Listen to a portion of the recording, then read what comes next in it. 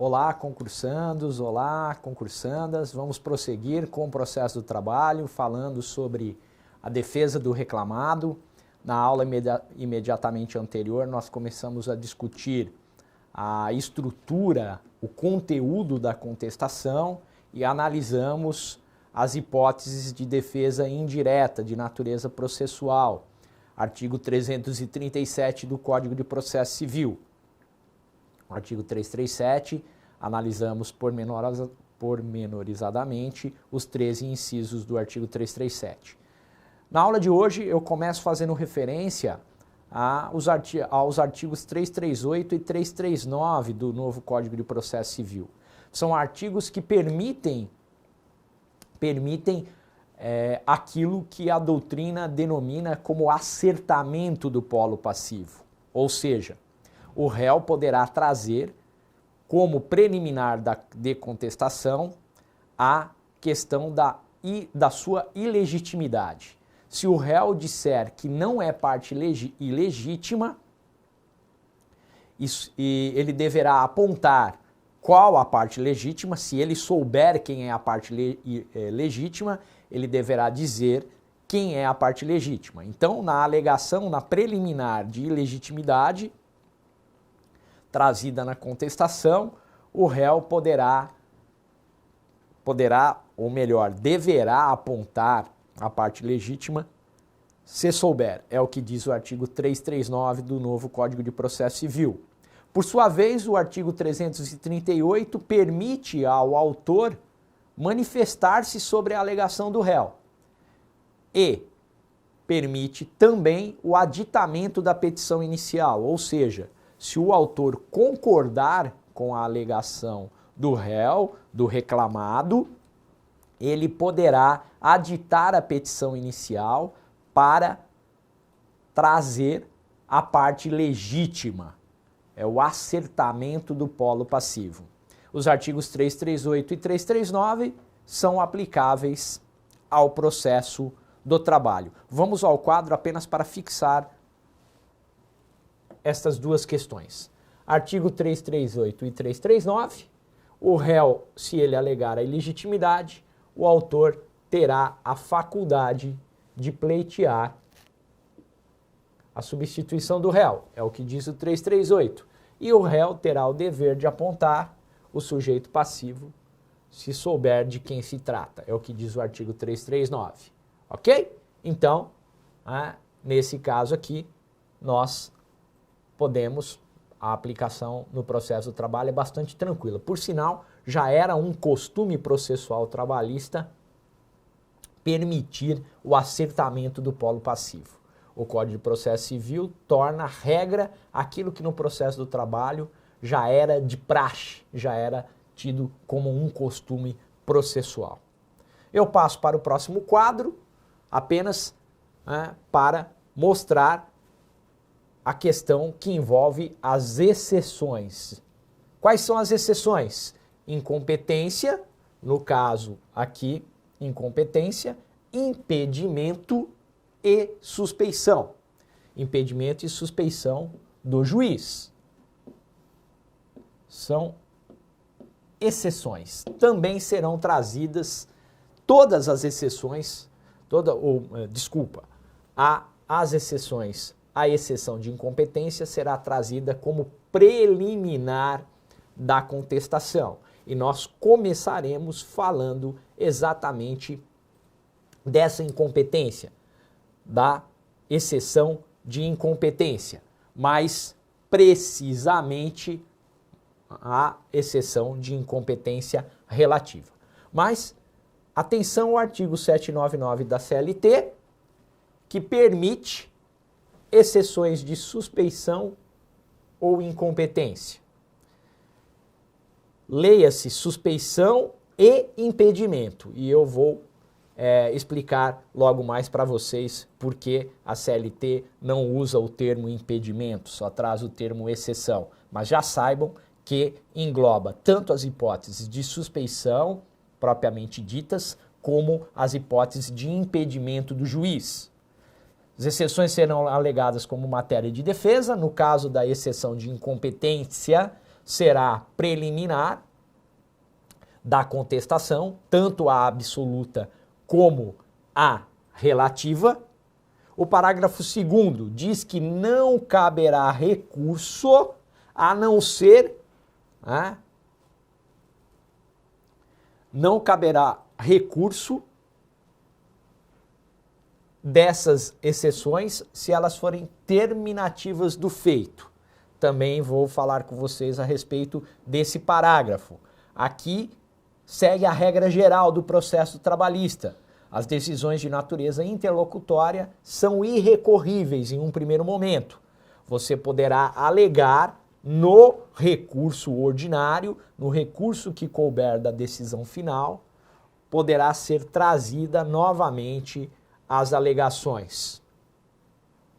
Trago aqui os artigos 64 e 65 do Código de Processo Civil, que permitem, que disciplinam a questão da incompetência e se aplicam ao processo trabalhista. Tanto absoluta como relativa será trazida como preliminar da contestação, o que é reforçado pelo artigo 337, inciso 2 do Código de Processo Civil. No caso da relativa, se o réu não alegar a incompetência, prorroga-se a competência.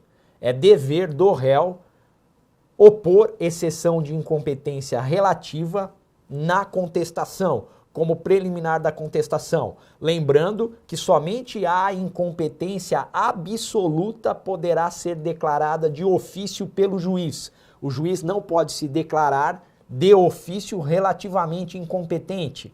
A incompetência relativa exige provocação da parte. É isso que diz o 65 do CPC. E o parágrafo único traz também uma prescrição interessantíssima.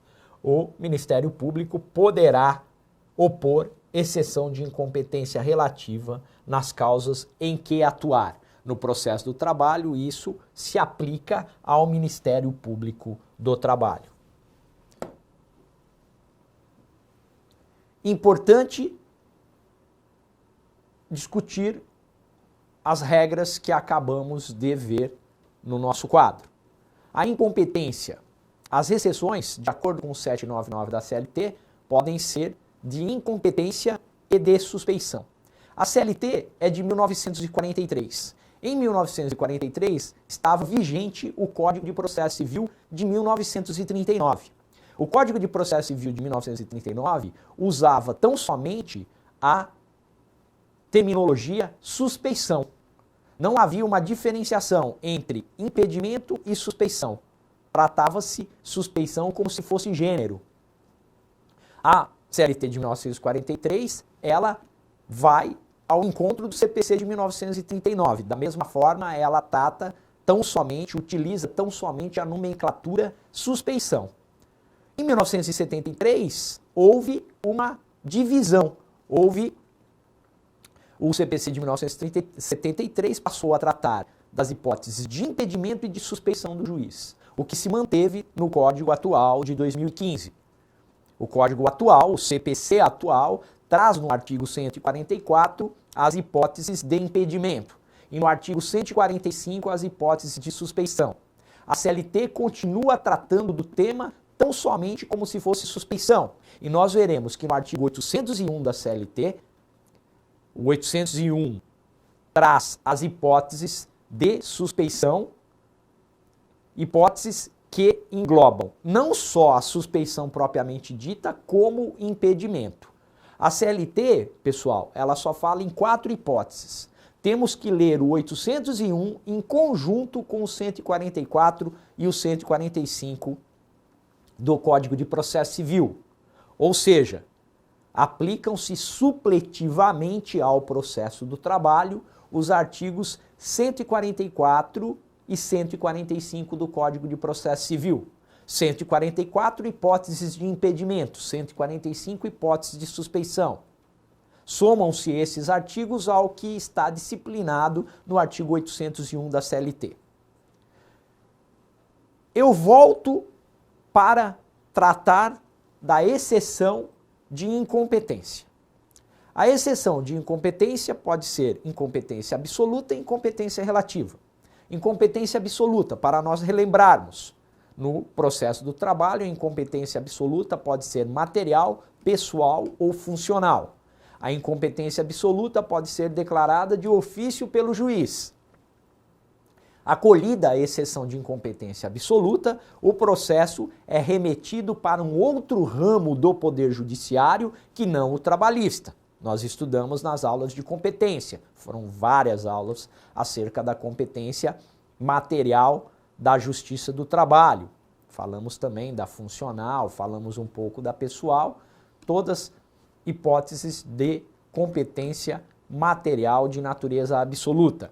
A competência relativa no processo do trabalho, ela é a territorial, em razão do lugar. E a regra geral está prevista no artigo 651 da CLT. Qual que é a regra geral de competência em razão do lugar no processo do trabalhista? O juízo trabalhista competente será aquele em que o empregado presta serviços. A localidade em que o empregado prestar serviços definirá a competência territorial de natureza relativa no processo trabalhista, caput do artigo 651 da CLT. Os parágrafos 1º, 2º e 3º trazem as exceções, nós também estudamos na última aula em que discutimos competência, falamos sobre a competência de natureza territorial.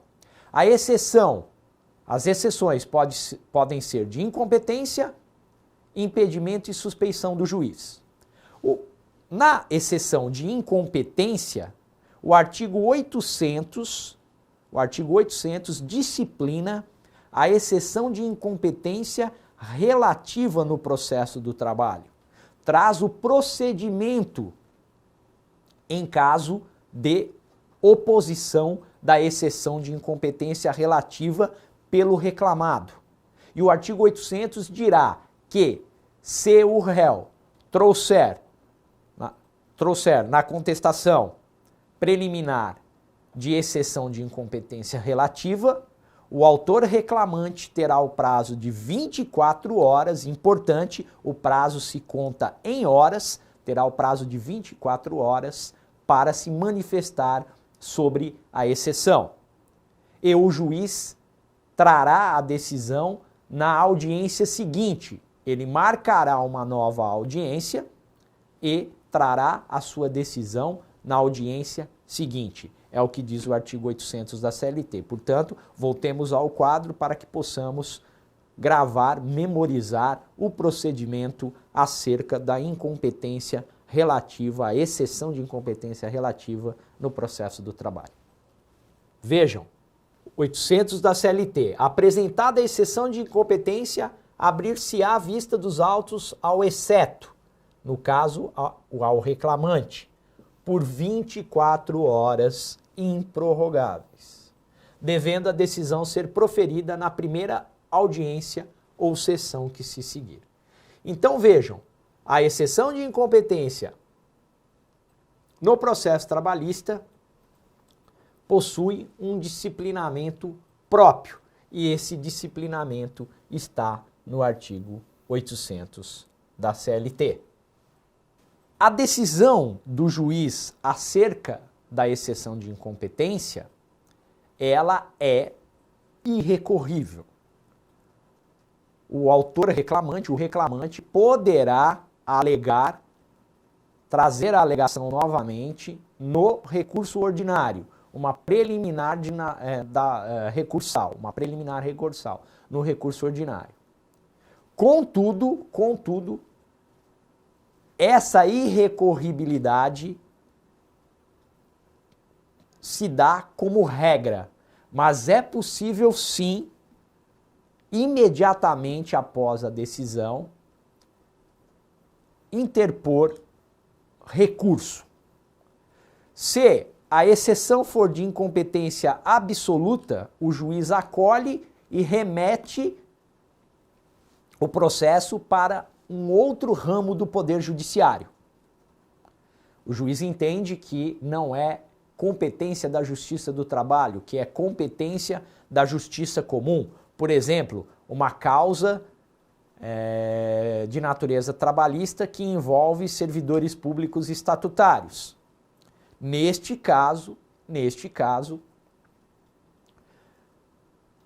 o reclamante poderá interpor recurso ordinário imediatamente.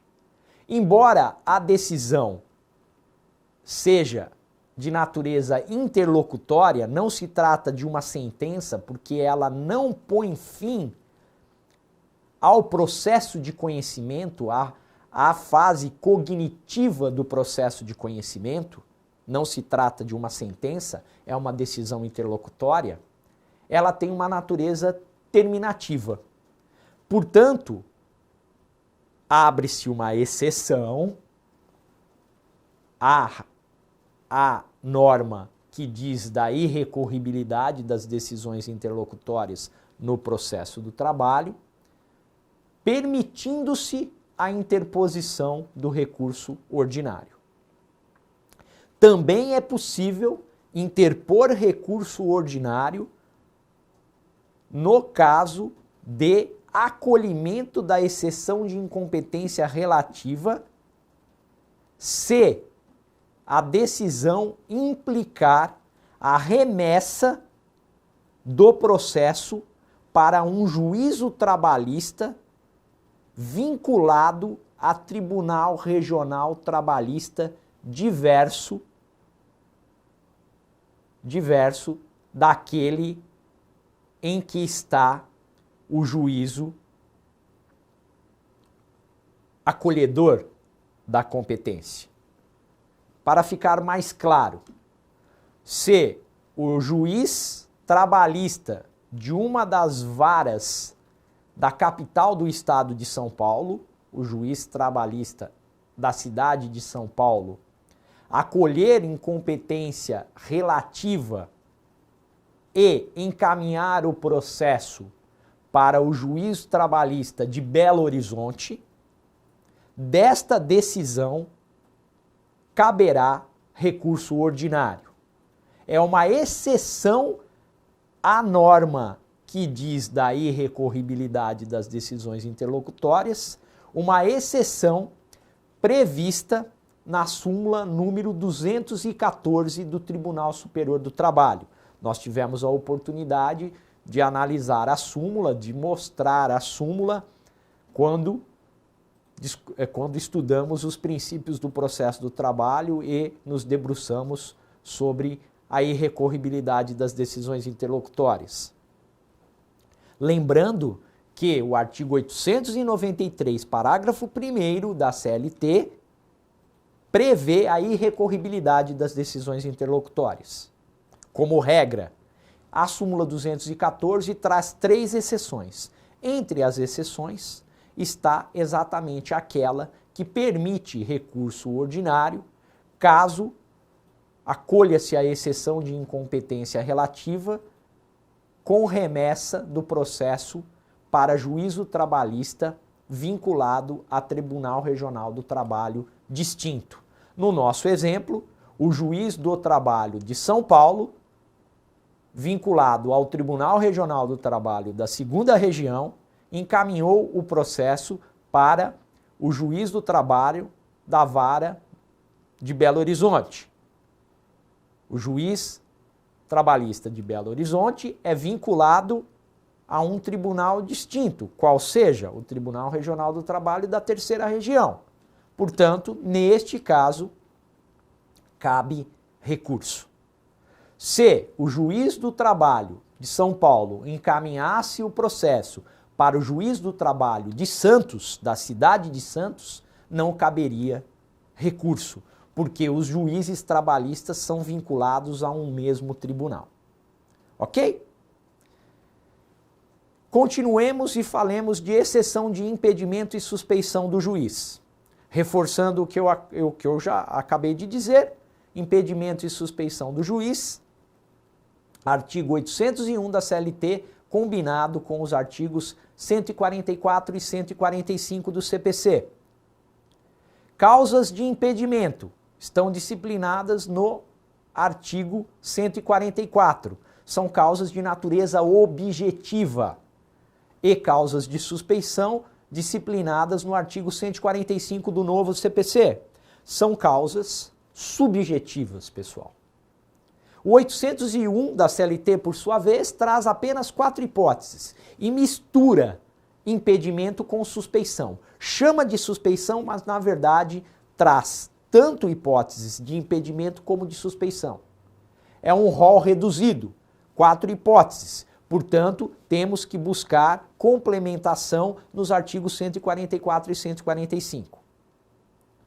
Procedimento 802 da CLT dirá que, uma vez oposta a exceção de impedimento e de suspeição, o Tribunal Regional do Trabalho, ao qual estiver vinculado o juiz dito impedido ou dito suspeito, terá o prazo de 48 horas para decidir. A regra do 802 é complementada por aquilo que dispuser o regimento interno do Tribunal Regional do Trabalho. Então, o procedimento é distinto daquele que se aplica, que rege a exceção de incompetência. Na exceção de impedimento e suspeição, para começar, você não traz um impedimento ou suspeição do juiz na contestação. Você trará em uma petição separada, uma petição em que você narrará os fatos e comprovará, trará os documentos ou apontará as provas necessárias para comprovar que o juiz está impedido ou que o juiz está suspeito.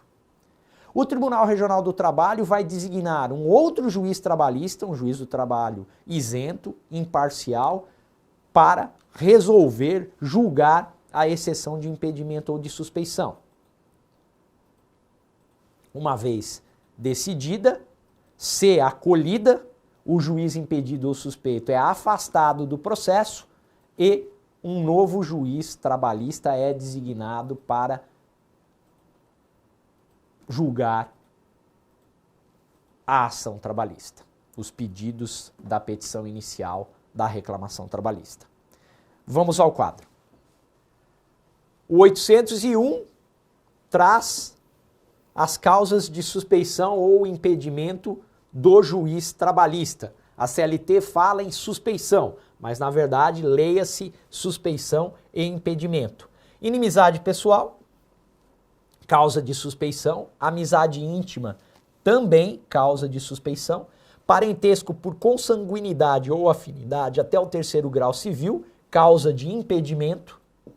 E interesse particular na causa, causa de impedimento ou, a depender do caso concreto, poderá ser posta como suspeição.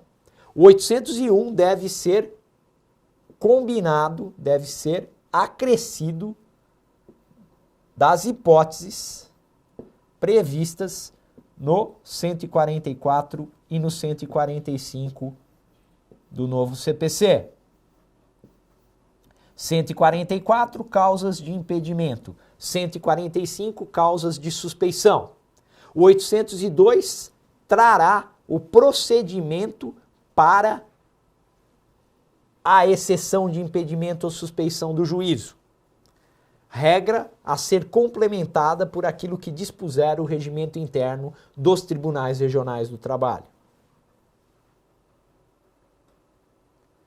Como eu disse, aplica-se supletivamente os artigos 144 e 145, e aqui eu trouxe apenas para ilustrar o que vem posto no artigo 146 do CPC, o procedimento da exceção de impedimento ou suspeição no CPC, que se diferencia daquele previsto no 802.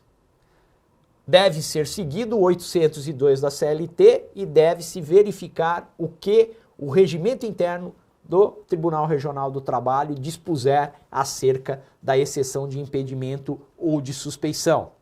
Mas veja, não há nenhum problema em que o tribunal possa, de maneira complementar, apontar um procedimento, de maneira supletiva, apontar um procedimento similar ao que está descrito no artigo 146 do novo CPC.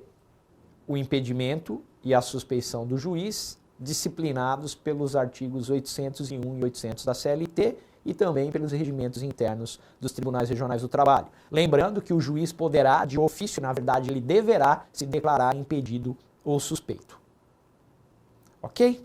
Pessoal, vamos seguir, continuar. O próximo passo, nós vamos falar sobre a defesa indireta do processo. A defesa indireta do mérito.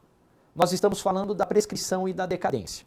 A prescrição no processo do trabalho, ela pode ser de dois tipos. Ela é de dois tipos, bienal e quinquenal.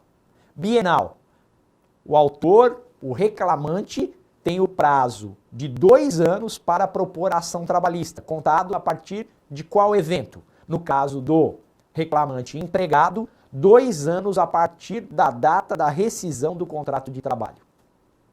Para as outras ações trabalhistas, que não a ação típica de emprego, também o prazo é de 2 anos. A jurisprudência, no caso de responsabilidade civil, acidente de trabalho, a jurisprudência vem decidindo de forma homogênea, aplicando o prazo prescricional de 2 anos previsto na Constituição da República e na CLT. Embora ainda haja algumas divergências em questões, em causas diferenciadas, causas que não da relação de emprego típica, existe aí todo um movimento majoritário, uma jurisprudência majoritária caminhando para a uniformização do prazo bienal, do prazo de 2 anos, acatamento do prazo de 2 anos. Além da prescrição bienal, há a prescrição quinquenal. A prescrição quinquenal, primeiro temos que superar a prescrição bienal. Temos 2 anos para propor a ação trabalhista. Da data da propositura da ação, retroage-se 5 anos. O que isso quer dizer? Que poderá ser reclamado, poderá ser objeto da reclamação da ação trabalhista os 5 anos anteriores à propositura da ação. Tudo que estiver anteriormente aos 5 anos, tudo que estiver antes dos 5 anos está prescrito. Então, veja, se eu for demitido na data de hoje, eu tenho 2 anos para propor a ação, não importa o momento, nesses 2 anos, a qualquer momento eu posso propor a ação, para que não haja prescrição bienal. E daí eu conto 5 anos retroativos para reclamar. Verbas salariais. As verbas salariais dos últimos 5 anos contados da data da propositura da ação poderão ser objeto da condenação pelo juízo trabalhista. O que estiver antes dos 5 anos está prescrito. Não importa se eu trabalhei 30 anos, se eu trabalhei 20 anos, eu só vou poder reclamar os últimos 5 anos contados da data da propositura da ação. Então eu tenho um prazo de 2 anos para propor e a partir da rescisão do contrato de trabalho, no caso da ação de emprego típica, para trazer o exemplo mais comum e mais usual do cotidiano forense, e eu tenho 5 anos a serem contados da data da propositura da ação, 5 anos retroativos para poder reclamar. Ok? Decadência. Nós estudamos que o inquérito para apuração da falta grave é uma exceção ao prazo de 2 anos. A CLT, no artigo 492, prevê um prazo decadencial de 6 meses a partir da suspensão do empregado, aquela ação especial, inquérito para apuração da falta grave do empregado estável. Necessidade de propositura do inquérito para reconhecimento da justa causa. Neste caso, O prazo para a propositura da ação não é de 2 anos e não é prescricional. Ele é decadencial e ele é de 6 meses. O que isso significa? Que na decadência o prazo não se interrompe nem se suspende, diferentemente da prescrição que admite a interrupção e a suspensão do prazo. Termino a aula. Neste ponto, continuaremos para falar sobre defesa de mérito e já vamos também começar a falar sobre as provas no processo trabalhista. Até lá. Obrigado.